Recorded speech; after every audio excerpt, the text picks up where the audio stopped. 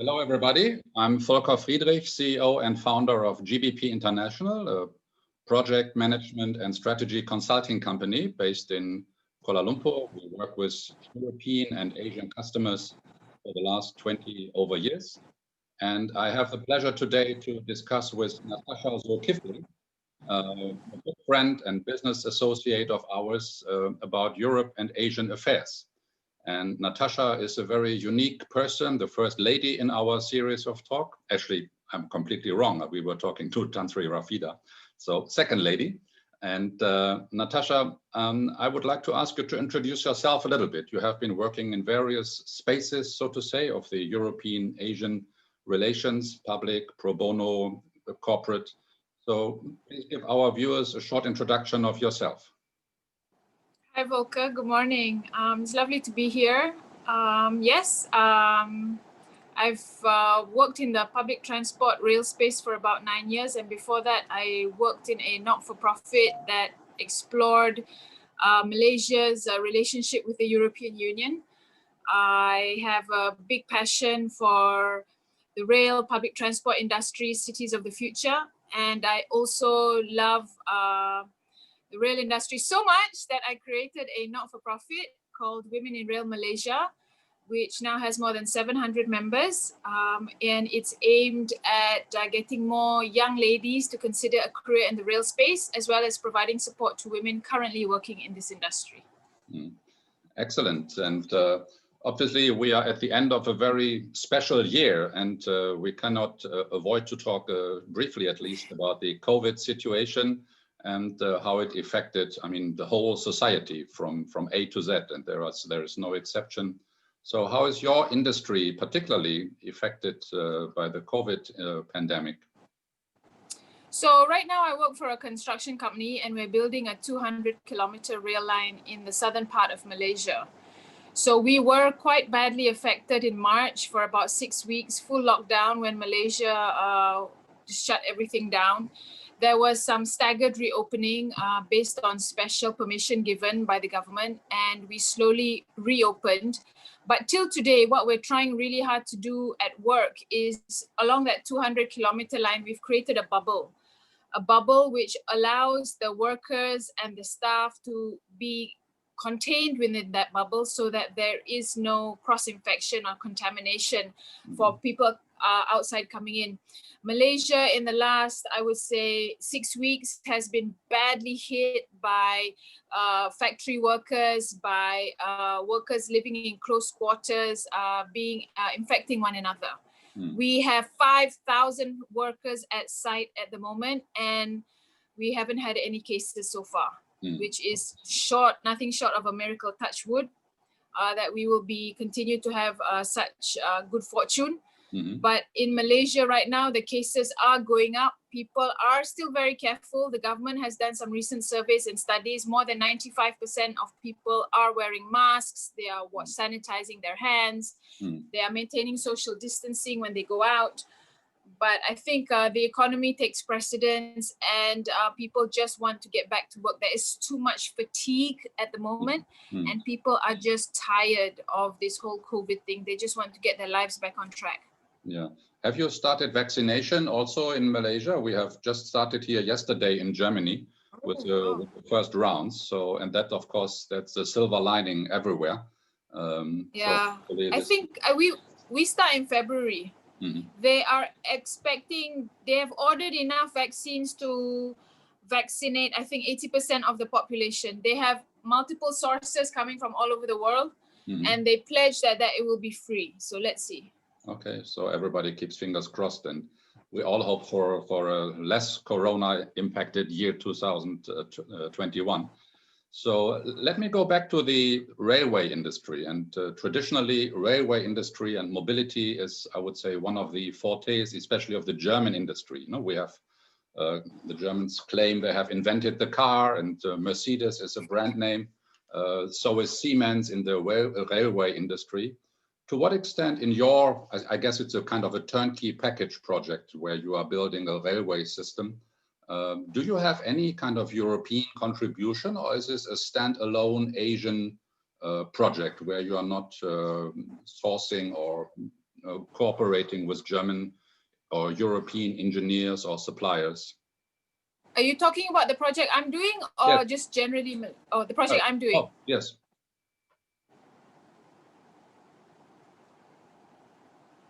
We don't have German suppliers. Mm-hmm. We do have European content. Mm-hmm. We have got, well, whether you want to call them Japanese or European, Hitachi and Saldo. Mm-hmm. They are working with us on this project. Mm-hmm. But German per se, no. So actually our job is quite, the only role of, there's civil infrastructure role, and then there's electrification and power. So that is the opportunity for foreign technology to come in, and that is what we are utilizing actually.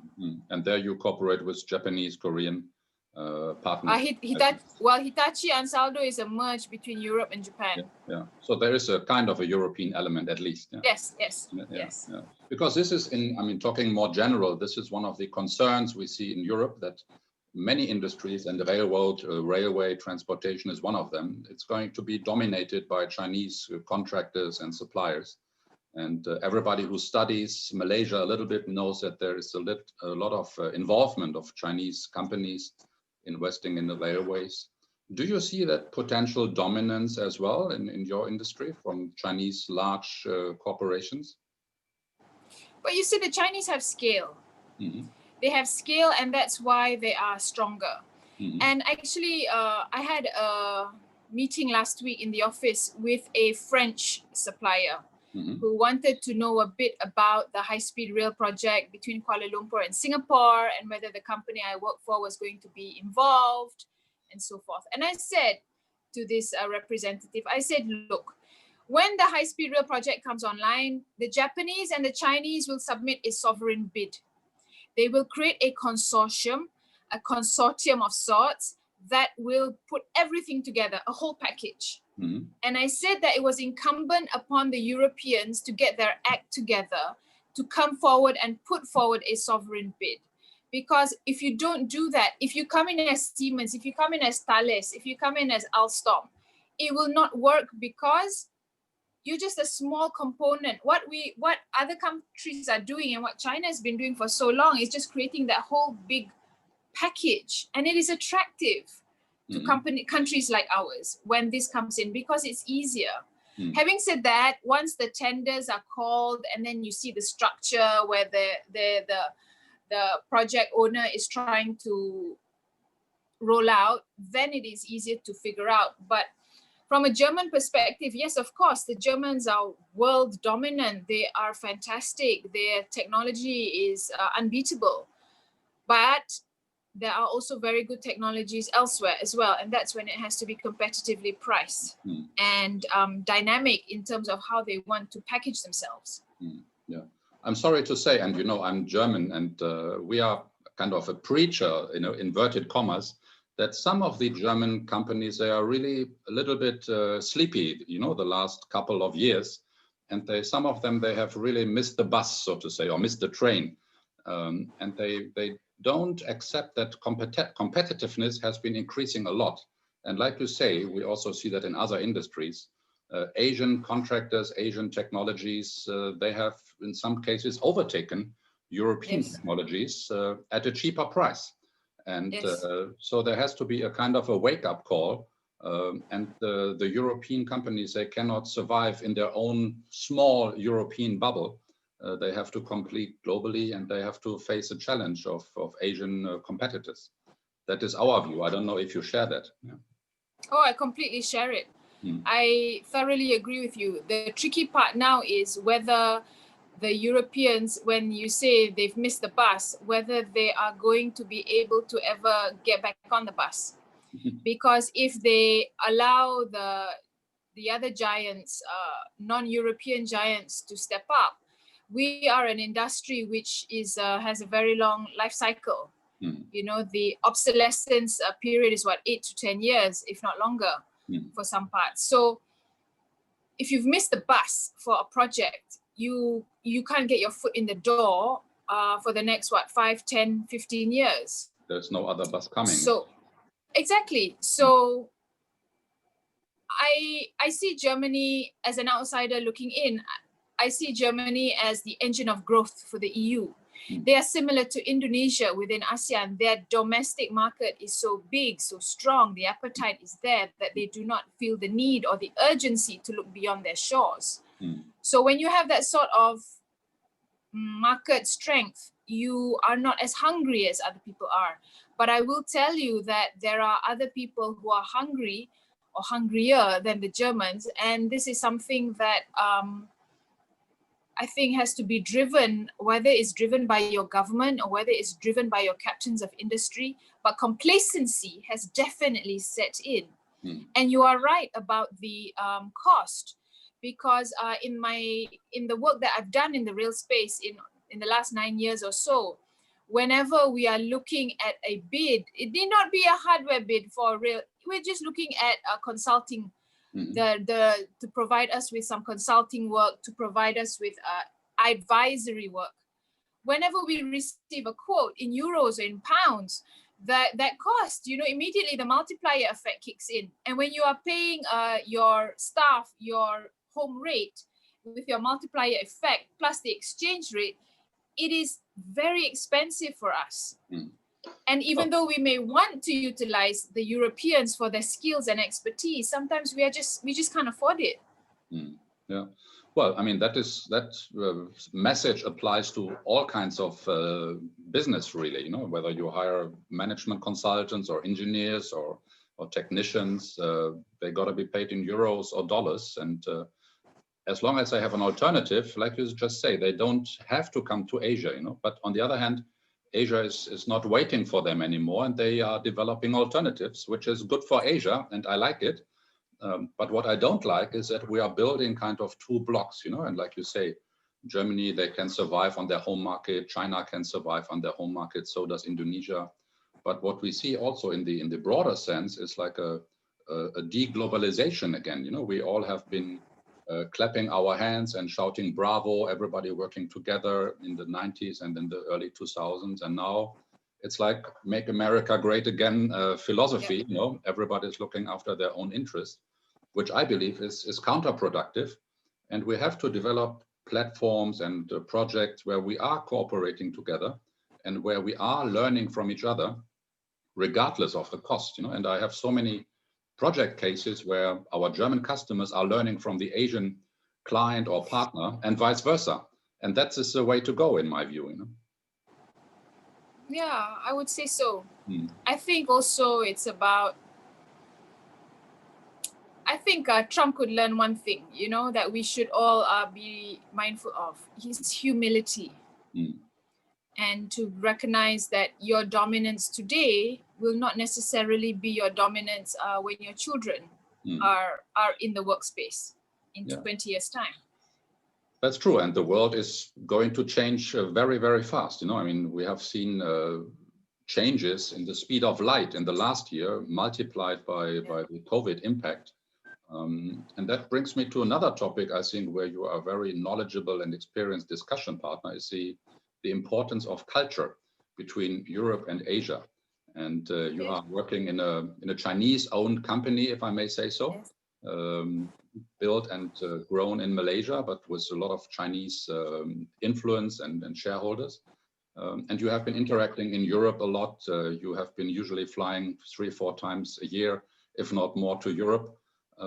What is your take on where are the biggest differences in the let's say, the humiliation or the respect for different cultures? Do you see differences how Europeans treat Asian cultures compared to the other way? That's a really interesting question. I think that, just to provide some perspective to your viewers, before I joined this current company that I'm at, Volker is correct. I am working for a Chinese-owned, Malaysian Chinese-owned company called YTL, and they are listed in Kuala Lumpur and on the Tokyo Stock Exchange. But before this, I worked for 3 years with Prasarana, which is the rail and bus operator owned by the government of Malaysia. And when I was with Prasarana, I was head of international relations. So we did a lot of work with the Europeans, with the Japanese, with the Chinese. We tried to create strengthened commitment and linkages with Southeast Asian countries as well. So we had European suitors coming to Prasarana to talk to us about collaborations. We had memorandums of understanding for knowledge exchange and so forth between us and Transport for London. We were, the Spanish came a lot to visit, the French came, the British were very active, but Germans didn't. Yeah. They didn't. You know, whether they didn't feel the need to. Siemens is quite strong in Malaysia, but they have a very strong local presence at the Malaysian office. But you see other companies, you know, other European companies who did come a-calling, and we had a lot of foreign visitors, so many foreign visitors. And in terms of the culture difference, I'll tell you, I feel that the Europeans are cautiously friendly, if that's the right word to say, interested to do business, willing to explore opportunities, wanting to see how they can grow their businesses. And I dealt with big multinational companies as well as small, medium enterprises as well. Everyone wants to see how they can have their foot in the door, and they're interested to explore these opportunities. But there were no Germans. Okay. I will shout out loud in Germany and take this invitation from you to come more often to Asia and Malaysia.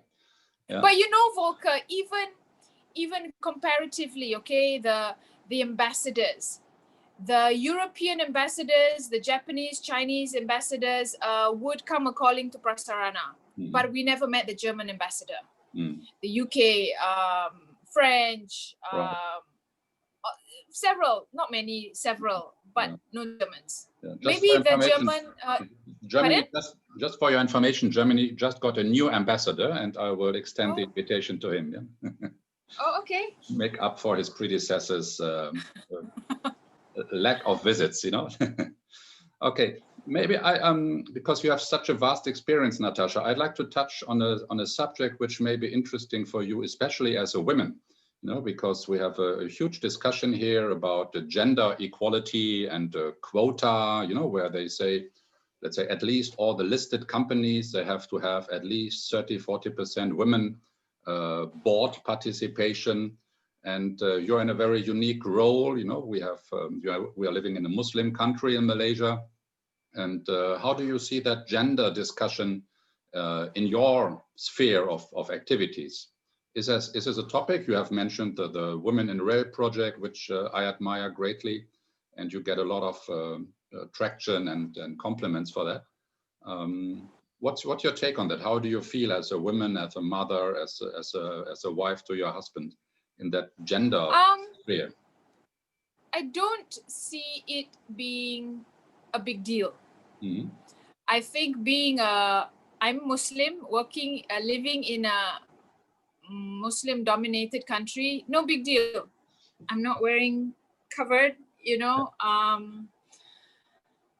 There's no barrier to work in terms of that. I think that it's a very open, liberal-ish society that we live in, although there are some political situations which politicians try to leverage on, which I don't want to go into. You talked a bit about the quotas for public listed companies. Yes, that is a target. It is not a legislation. I sit on the board of a public listed company, a plantation agriculture company, simply because the government would like to see more women on boards. I personally do not subscribe to that 30% quota. I believe that it is important to be there because you are good, not because you are a woman.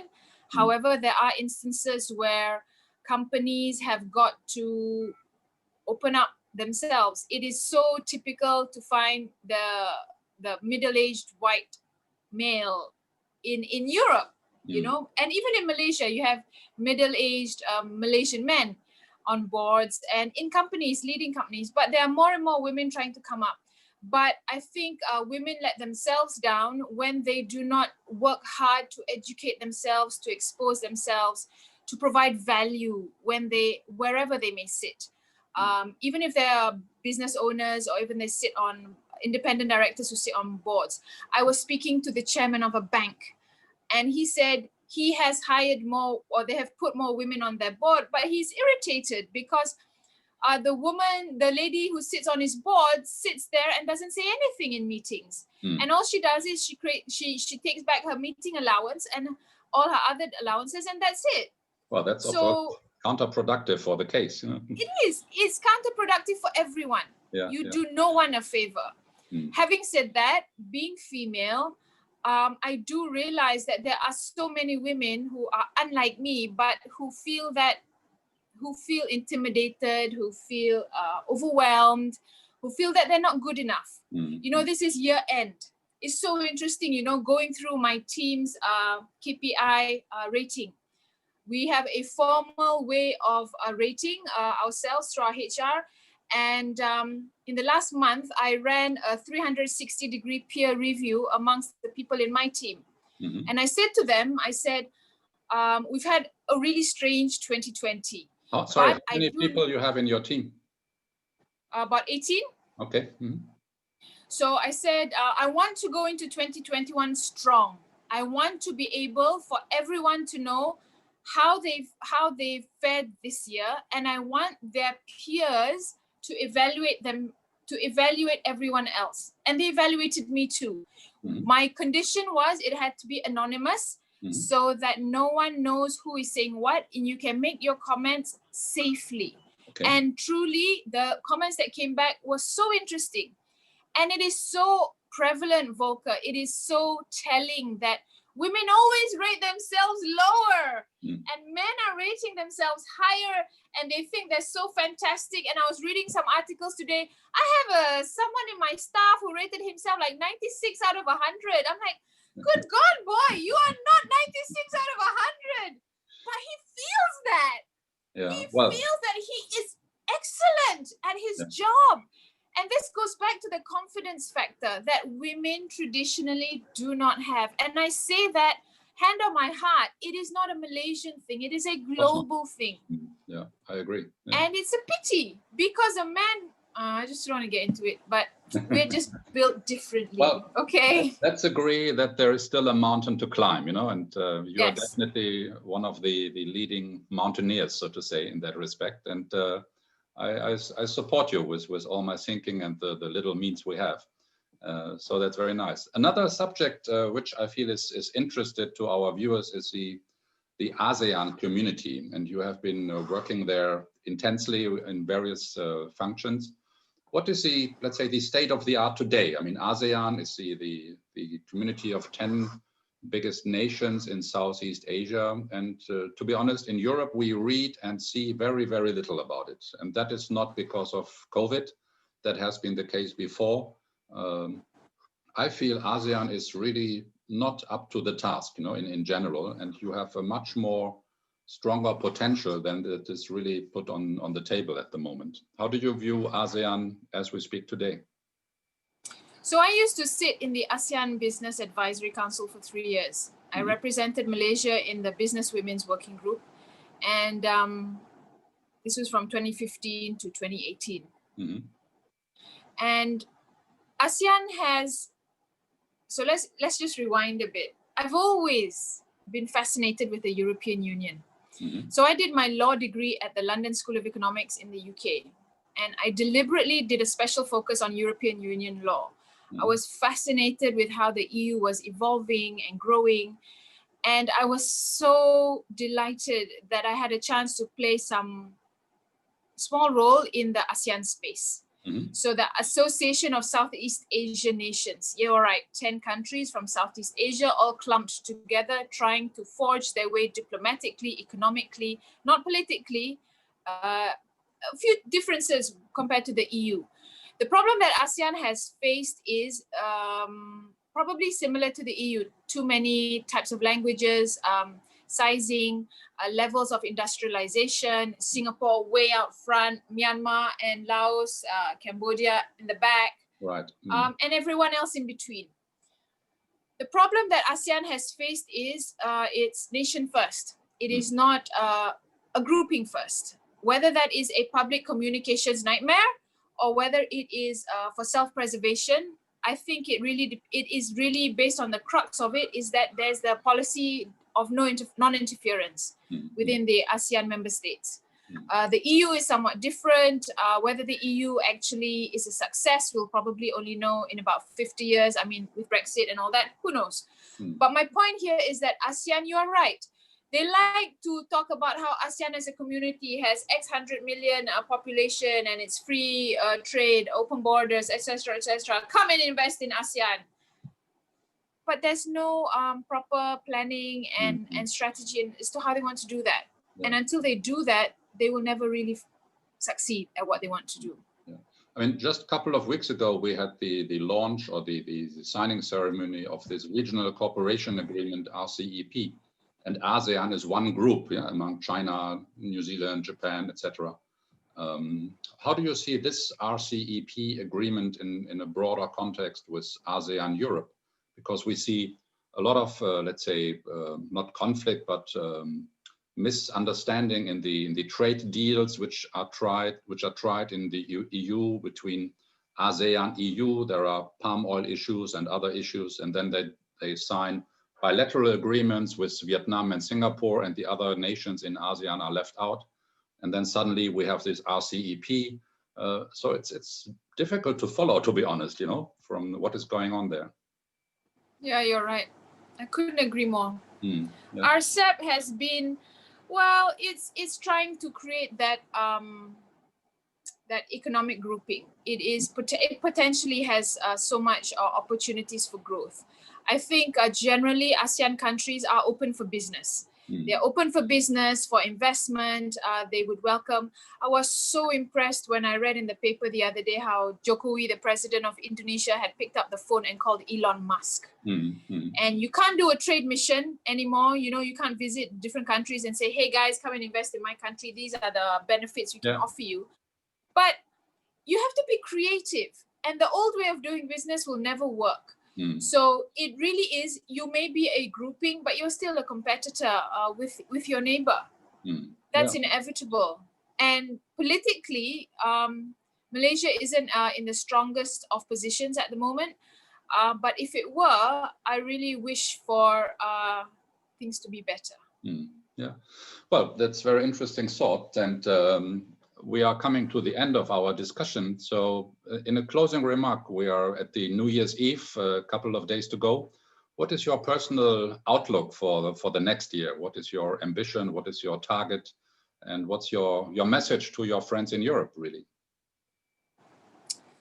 God, I would love to come back to Europe soon.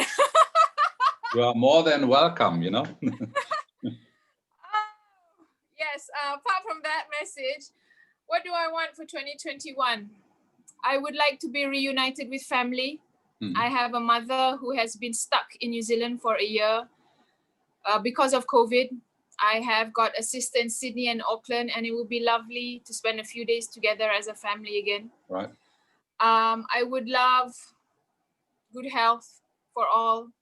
I don't see us going back to normal. Everyone says, oh, I want things to go back to normal. I don't think it will. And if we do go back to normal, I think we're losing a huge opportunity to be better.